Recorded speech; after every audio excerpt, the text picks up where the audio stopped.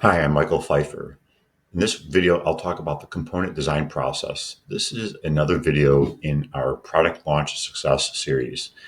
And in this series, I'll be talking about different aspects of product design and manufacturing, and then things like post product launch that have to do with materials engineering, and where materials engineering, or from my perspective, metals engineering, the considerations associated with both are very important for helping to make sure they're able to produce a product that meets its performance and reliability requirements at low cost, and also so that we can develop the product with low stress. That is, be able to meet the schedules and deadlines with hopefully lower stress, because we get information early during the design process, and that helps us make good decisions.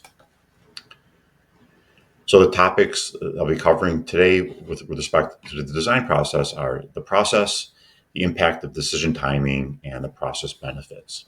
I'll turn off my video now.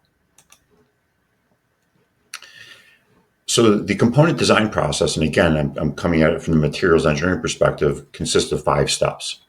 First, identify the component form and design requirements, identify the material selection criteria, identify candidate materials, evaluate the candidate materials, and then select the materials. So I'll be going through these 5 steps.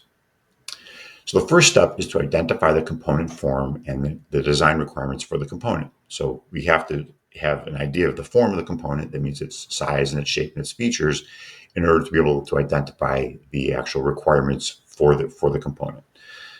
And those requirements include a lot of different things. So it includes the performance that's related to perhaps the loads that the component has to carry, or the electrical current that will be passing through it, or other aspects of that component that for it to perform as needed. So what are the performance requirements? Then there's the reliability requirements. What are the conditions that the component will be exposed to that can cause the materials in the component to degrade? Maybe corrosion conditions, or elevated temperature, or fatigue conditions. We have to identify those now. Then if weight is concerned, identifying what's the requirements for the mass, also identifying the budget for the cost to fabricate the component. Sometimes there are also manufacturing and assembly requirements, that is, requirements on how the component will be fabricated, or how it will be joined to other components. So perhaps we want to fabricate the component by forging or extruding or stamping. When that's a requirement, that's important, because that can influence the materials that will be used. And then assembly might mean that we want to join components together by welding or soldering or brazing. And then finally, there's various industry standards, government regulations, or need for sustainability requirements that will impact the materials that can be used. And so we have understanding those design requirements is important. So what's important about identifying the design requirements is that the design requirements are then used to identify the material selection criteria. And so we want to have a good knowledge of the design requirements, and getting this information early is important in order to be able to identify the material selection criteria and then be able to identify materials. So the next step is to identify the material selection criteria. And as I said, the component design requirements are used to identify the required materials properties for the materials that will be used in the components. So, for example, if the component has to support a certain load, then that will mean the minimum yield strength for the material. If we want to have a material that has a certain weight or below a certain weight, then that will affect the density of the material that can be used. And if the component will be exposed to salt water, then that will influence the corrosion resistance required for the materials that will be used. And so all of these are 3 examples of how the design requirements will influence the required materials properties: minimum yield strength, density, and corrosion resistance. And it's important to identify the material selection criteria early, because we want to determine early whether materials options exist. If they don't, or if good options don't exist, then we should make changes to the shape and the form and the features in the component, or maybe make changes to the entire product in order to be able to identify the materials that will work for the component. Missing information poses risks. If the less information, if you have missing information, that means that that we're not going to be able to be clear about all the material's properties. And if we select a material too early and find out later that there's a problem with that material, then that poses a big risk to the product development team, and they have to make a decision about whether they make changes to the design of the product or accept using a suboptimum material. And that could be suboptimum from the perspective of performance, reliability, or cost. We don't want to be faced with those decisions later on and too late in the design process. So getting information as early as possible is really important. The next step is to identify candidate materials. So we use the material selection criteria to rule out materials that do not satisfy all the selection criteria and then start to identify materials that do. And this poses opportunities for innovating because there's a lot of things we can do to engineer the materials in a component.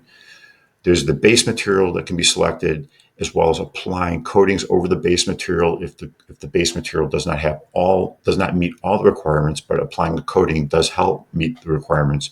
For example, if you need a component that has good corrosion resistance, but we want to select a less expensive, easier to fabricate component, maybe you might use steel as the base material and apply a coating such as zinc or nickel and chromium over the steel to provide the necessary corrosion resistance. Then there's also using heat treatment to modify the material's mechanical properties in order to meet the performance requirements for the product, as well as meeting the reliability requirements. So there are a number of things that can be done to come up with the materials and the processes that are used on the materials to meet the design requirements. When considering a material, it's important not to rely on the nominal properties values. Consider the range of values. If we're concerned about having material that has a certain yield strength, the materials for whatever material you select, it will have a range of yield strengths. And for the calculations, it's important, calculations and testing, it's important to realize that sooner or later you will get materials that are at the low end of the yield strength. Make sure that your considerations include the low end of the specifications for that.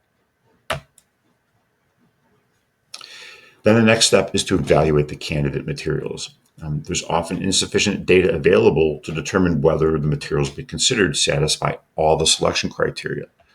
So there are a number of evaluations that should be performed. We want to evaluate the properties of the material, also performance, and performance might be with respect to strength of joints or adhesive joints or weld joints, measuring other aspects of the materials related to the performance as it applies to the component. Also evaluating the reliability of the materials.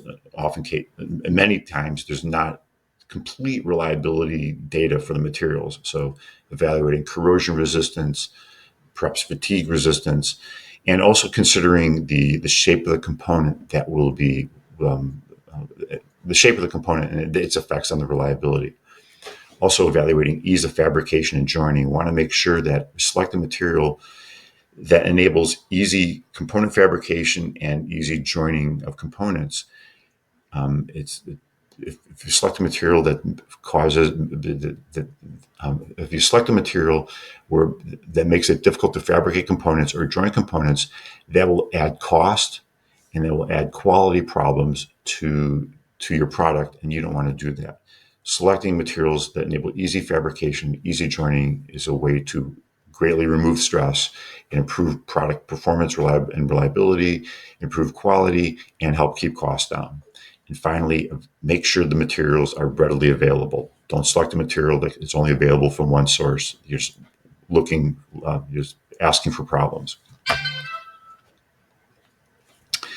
And finally, perform evaluations in parallel with other engineering efforts. There's many materials level testing or tests that can be performed, reliability testing, performance testing, that can be done in parallel with other engineering efforts that helps get information to help us understand whether whether certain materials are really going to work out for a component.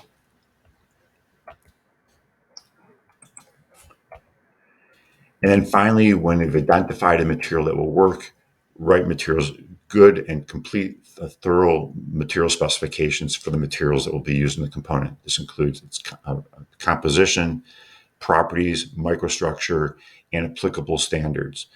If there's going to be heat treatments or other coatings, include the requirements for that as well. Make sure that you have a good recipe on the drawing for the materials so that your suppliers understand what they're supposed to be providing, and so that you and the engineering team and future engineers understand what the requirements are for the materials. And I talked earlier about the concern about getting information earlier in the design process.